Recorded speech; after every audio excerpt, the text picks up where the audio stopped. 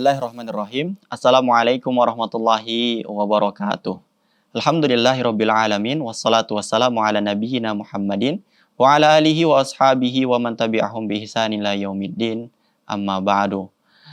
Sahabat keluarga muslim dan pendengar radio Arisalah dimanapun Anda berada, kembali kita di dalam program Manusia-Manusia Pilihan yang akan menceritakan seorang ulama di masa tabi'in yang bernama Imam Rabi'ah atau dikenal dengan Rabi'atur Ra'yi.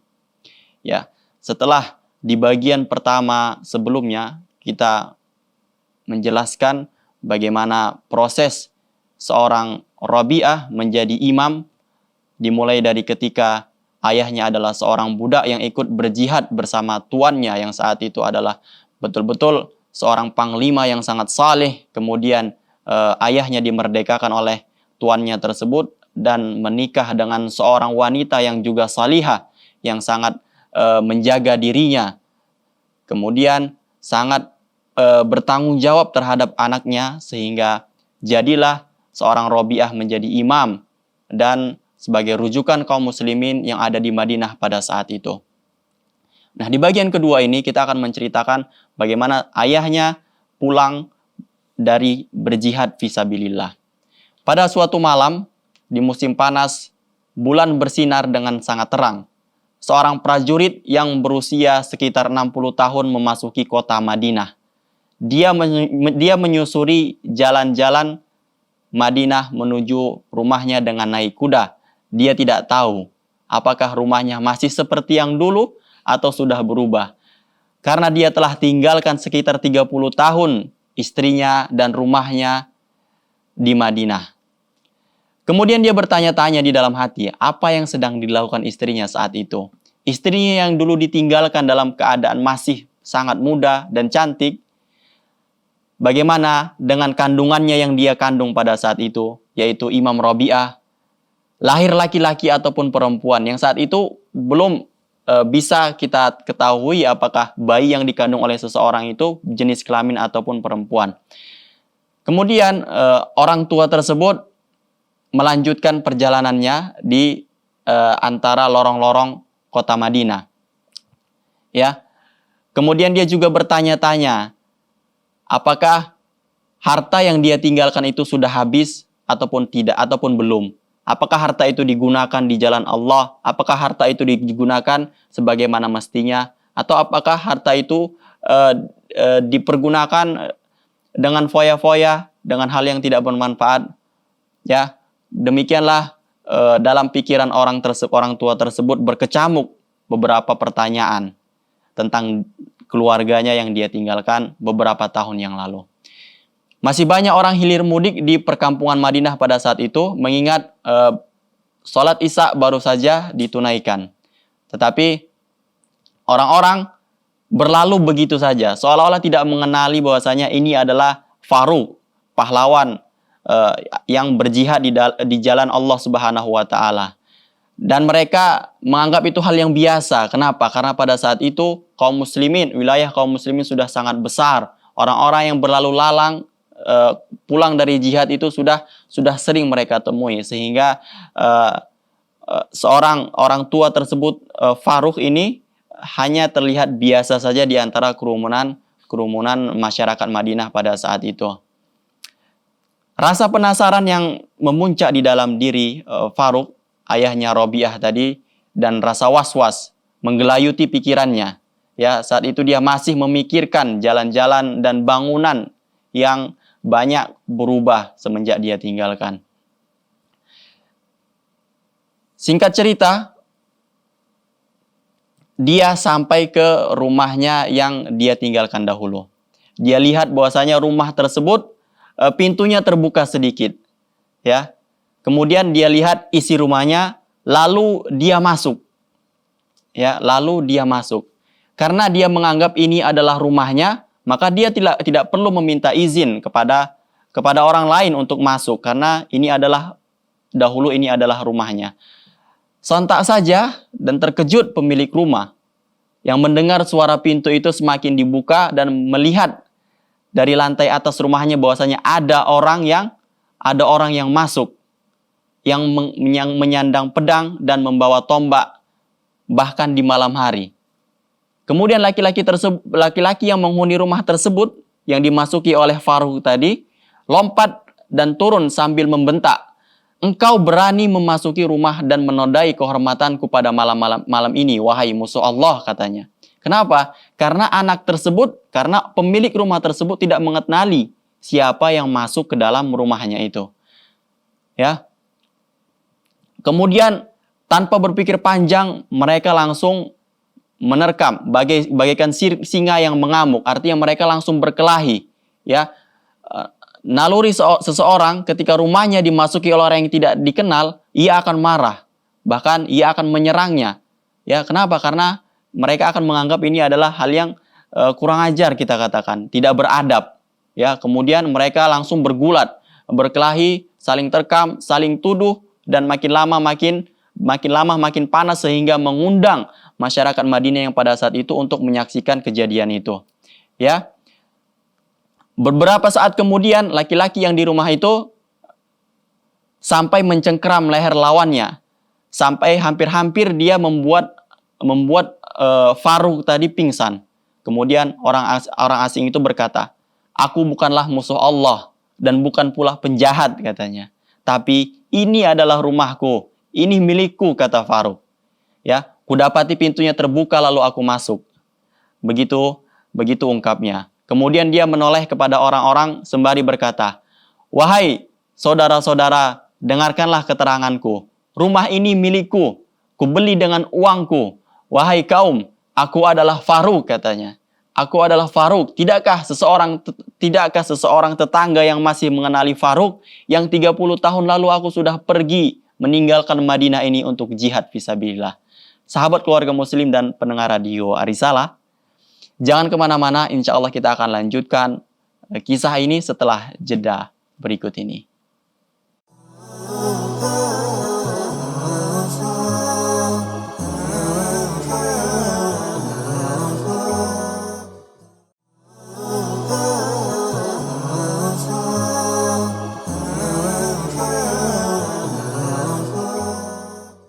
Sahabat keluarga muslim dan pendengar radio Arisalah, setelah tadi kita menjelaskan bagaimana Faruk, ayah dari Imam Robi'ah, kembali dari medan jihad, kemudian dia pulang ke rumahnya, akan tapi apa yang dia dapati bahwasanya pemilik rumah tersebut, orang yang tinggal di dalam rumah tersebut langsung menyerangnya, menerkamnya, sampai-sampai hampir-hampir ini mencelakainya.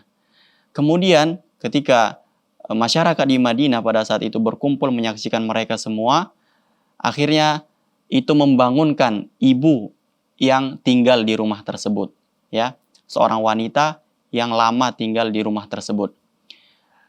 Sampai dia langsung mengenakan hijabnya dan dia langsung mengenali dari atas bahwasanya yang pulang tersebut adalah suaminya yang bernama Faruk yang telah meninggalkannya sekitar 30 tahun lamanya di medan jihad.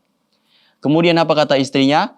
Dia langsung teriak, lepaskan dia Robi'ah, lepaskan dia putraku, dia adalah ayahmu, dia ayahmu.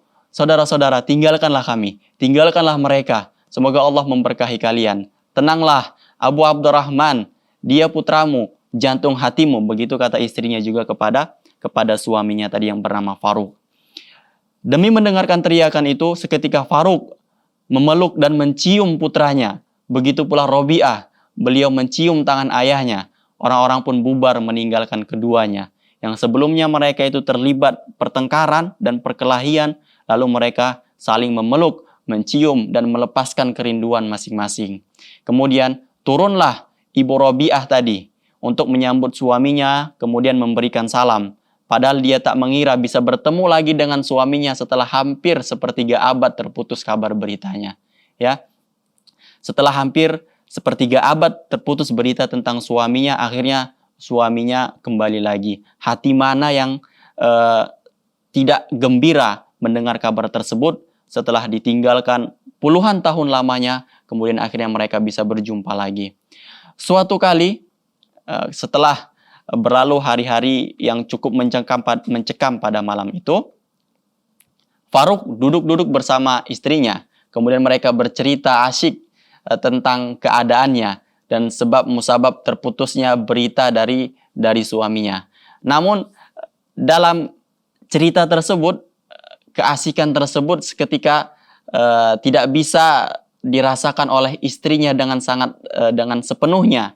Kenapa? Karena ada yang masih mengganjal di dalam hati istrinya. Ada yang masih dia khawatirkan. Apa yang dia khawatirkan? Kekhawatirannya itu akan masalah uang yang dulu dititipkan oleh suaminya Faruk. Yang dititipkan sebanyak 30.000 dinar. Yang mana uang tersebut sudah ludes, sudah habis, tidak bersisa lagi. Dalam hati istrinya berkata, apa yang aku harus katakan kepada suamiku jika dia nanti bertanya, di manakah uang yang sudah dia titipkan ketika dia hendak pergi berjihad? Di manakah uang yang ada sebanyak 30.000 dinar yang dia amanahkan kepadaku agar aku gunakan sebaik-baiknya? Apa sikap dia ketika mengetahui bahwasanya uang yang sudah dititipkan itu sudah habis? Aku pergunakan untuk pendidikan anakku. Ya, pertanyaan-pertanyaan tersebut selalu muncul di dalam hati istrinya sehingga dia gagal untuk memanfaatkan momen-momen kebersamaan dan asyiknya cerita bersama suaminya Faruk. Tiba-tiba ketika dia bertanya-tanya tentang hal itu, betul saja Faruk saat itu langsung mengatakan, aku membawa uang sebanyak 4.000 dinar. Ambillah uang yang dulu aku titipkan kepadamu. Sebanyak yang aku titipkan kepadamu sebanyak 30.000 dinar. Kita kumpulkan, lalu kita belikan kebun ataupun rumah. Kemudian kita bisa hidup dari hasil sewanya selama sisa-sisa usia kita. Lantas, Ummu Rabi'ah yang pada saat itu sudah kekhawatirannya yang saat itu betul-betul terjadi, kemudian pura-pura sibuk dan menjawabnya. Suaminya mengulangi dan pura-pura sibuk untuk tidak menjawabnya. Kemudian Faruk mengulangi pertanyaannya. Lekaslah wahai Ummu Rabi'ah, bawalah kemari uang yang dulu aku titipkan kepadamu, supaya bisa kita gabungkan dengan uang yang kubawa dari hasil ghanimah.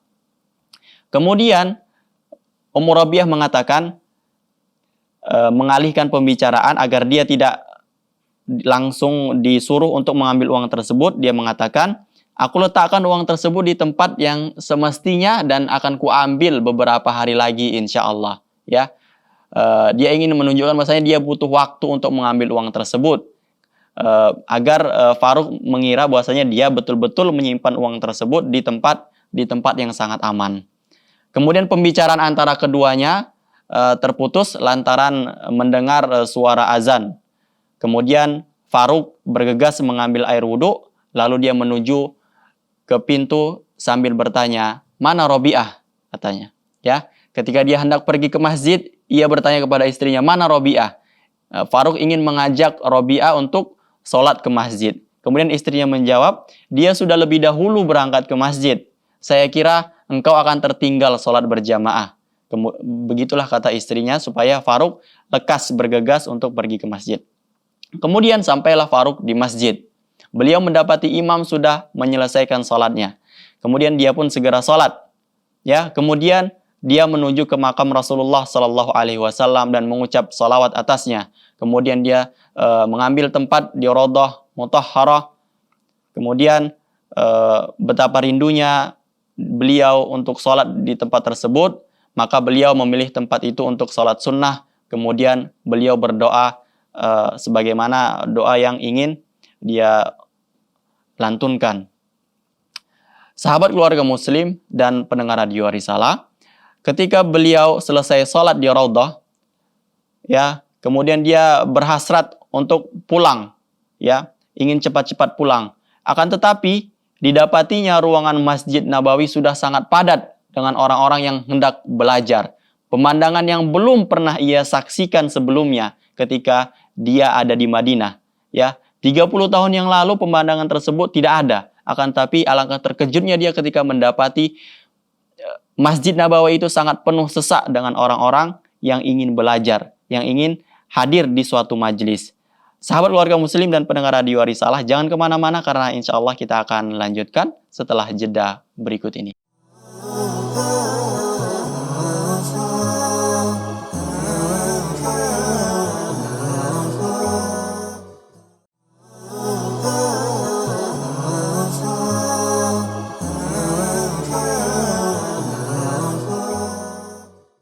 Sahabat keluarga muslim dan pendengar radio Risalah, kembali lagi kita di dalam program Manusia-Manusia Pilihan yang akan menceritakan tentang Imam Rabi'ah ataupun dikenal juga dengan Rabi'atul Ra'yi. Ketika ayahnya yang bernama Faruq menyelesaikan sholatnya di Raudhah, kemudian berdoa, kemudian dia bergegas ingin pulang. Lalu dia mendapati Masjid Nabawi sudah sangat penuh sesak dengan orang-orang yang ingin belajar. Mereka kemudian duduk melingkari seorang syekh yang ada di majelis tersebut sampai tak ada lagi tempat yang kosong untuk berjalan, ya. Kemudian dia mengamati ternyata orang-orang yang hadir itu ada yang telah lanjut usia. Kemudian orang-orang yang terlihat berwibawa nampak sebagai orang yang terhormat juga ada diisi oleh para pemuda. Orang yang telah lanjut usia ini adalah mereka sahabat-sahabat Rasulullah Sallallahu Alaihi Wasallam. Siapa gerangan seorang syekh yang mengajar di majelis tersebut sampai-sampai sahabat-sahabat hadir di majelisnya, ya. Kemudian mereka semua duduk dan menghamparkan lututnya, masing-masing memegang buku dan pena untuk mencatat semua uraian yang disampaikan oleh syekh tersebut. Kemudian dihafalkan. Semua mengarahkan pandangannya kepada syekh yang ada di majelis itu. Dengan tekun mereka mendengarkan dan mencatat hingga seolah-olah kepala mereka itu seperti ada burung yang bertengger. Baik para mubalik mengulangi kata-kata demi kata dari syekh itu agar tidak ada seorang pun yang keliru mendengarkannya, mengingat jaraknya yang cukup jauh. Artinya di Majlis Nabawi ini sudah sangat besar majlisnya, ya. Karena untuk menyampaikan uraian dari seorang syekh dibutuhkan seorang mubalik yang lain yang ada di belakang yang menyampaikan uraian syekh itu kepada semua yang hadir di majlis yang ada di belakang. Nah, kemudian Faruq berusaha melihat wajah syekh tersebut, ya, karena dia sudah lama meninggalkan Madinah, sekitar 30 tahun, kemudian dia berusaha melihat wajah syekh tersebut. Akan tapi karena jaraknya yang cukup jauh, dia tidak bisa mengenalinya. Dia kagum dengan apa yang sudah disampaikan oleh syekh tersebut, ya. Juga pada ingatannya yang tajam dan dia melihat syekh tersebut memiliki ingatan yang sangat tajam, ilmunya yang sangat luas, juga antusias para hadirin yang mendengarkan kajian syekh tersebut. Beberapa waktu kemudian, majelis itu pun selesai. Syekh berdiri dari tempatnya, sementara orang-orang langsung berkerumun dan mengelingkarinya hingga keluar masjid. Mereka bertanya tentang beberapa persoalan, sampai-sampai Syekh ingin keluar masjid pun masih mereka kerumuni, masih mereka kelilingi. Nah, Faruq yang belum beranjak dari tempat tersebut, kemudian bertanya kepada salah seorang yang hadir di situ. "Wahai fulan, siapakah syekh yang berceramah tadi yang mengisi di majelis ini?" Kemudian orang yang ditanyakan oleh Faruq tersebut mengatakan, "Apakah Anda tidak mengenal? Apakah Anda bukan penduduk Madinah?" katanya. Kemudian Faruq menjawab, "Saya penduduk Madinah, saya penduduk di sini." Kemudian orang yang ditanya tadi mengatakan, "Apa masih ada orang di sini, di Madinah ini, tidak mengenal syekh yang memberikan ceramah itu?" Kemudian Faruq menjawab, "Maaf, saya benar-benar tidak tahu siapa syekh yang ada di majelis tersebut. Kenapa? Karena saya sudah 30 tahun meninggalkan kota Madinah ini. Baru tadi malamlah saya kembali," katanya. "Baik, tidak apa. Duduklah sejenak, akan saya jelaskan," kata orang yang ditanyakan oleh Faruq tadi. "Syekh yang Anda dengar ceramahnya tadi adalah seorang tokoh ulama tabi'in, termasuk di antara ulama yang terpandang. Dialah ahli hadis di Madinah. Dia adalah seorang fuqaha dan imam kami meski usianya masih sangat muda." Kemudian Faruq kagum dan mengucapkan, "Masya Allah, la quwwata illa billah." Kemudian orang tersebut melanjutkan, majelisnya dihadiri oleh Malik bin Anas, Abu Hanifah An-Nu'man, Yahya bin Sa'id Al-Ansari, Sufyan Ats-Tsauri, Abdurrahman bin Amr Al-Auza'i, Laits bin Sa'ad, dan lain-lain. Kemudian Faruk menimpali, tetapi Anda belum menjelaskan siapa syekh tersebut. Makin penasaranlah Faruk. Kemudian orang tersebut tidak memberinya kesempatan untuk bicara dan langsung melanjutkan pujiannya. Di samping itu dia sangat dermawan dan bijaksana. Dikatakan, tidak ada di Madinah orang yang lebih dermawan terhadap kawan dan keluarga darinya. Dia hanya mengharapkan apa yang ada di sisi Allah Subhanahu wa taala. Kemudian Faruk pun menimpali apa yang dikatakan oleh orang tersebut. Tetapi Anda belum menyebutkan siapa namanya. Saya hanya ingin tahu siapa namanya. Kata, seolah-olah Faruk ingin mengatakan hal itu. Kemudian fulan tersebut mengatakan namanya adalah Rabi'ah Ar-Ra'yi. Rabi'ah Ar-Ra'yi. Kemudian Faruk mengatakan, Rabi'ah Ar-Ra'yi? Ya, dia adalah Rabi'ah. Nama aslinya adalah Rabi'ah, tetapi para ulama dan pemuka Madinah biasa memanggilnya Ar-Rabi'ah Ar-Ra'yi.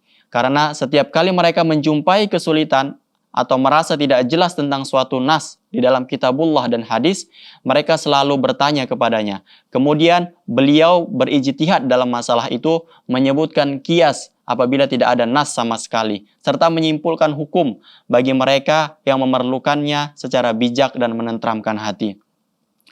Kemudian Faruk pun masih penasaran terhadap nama tersebut. Anda belum menyebutkan nasabnya, kata Faruk. Kemudian fulan tersebut mengatakan dia adalah Ar-Rabi'ah, putra Faruk yang memiliki kunyah atau julukan sebagai Abu Abdurrahman. Dilahirkan tak lama setelah ayahnya meninggalkan Madinah sebagai mujahid fisabilillah. Lalu ibunya lah yang memelihara dan mendidiknya. Tapi sebelum sholat tadi, saya mendengar dari orang-orang bahwa ayahnya telah datang kemarin malam. Kata orang tersebut. Tiba-tiba Faruk langsung melelehkan air matanya tanpa tahu lawan bicaranya tersebut bahwasanya dia adalah Faruk, ya. Tanpa mereka tahu bahwasanya dia adalah ayah dari Imam Rabi'ah tadi. Kemudian beliau mempercepat langkahnya untuk pulang.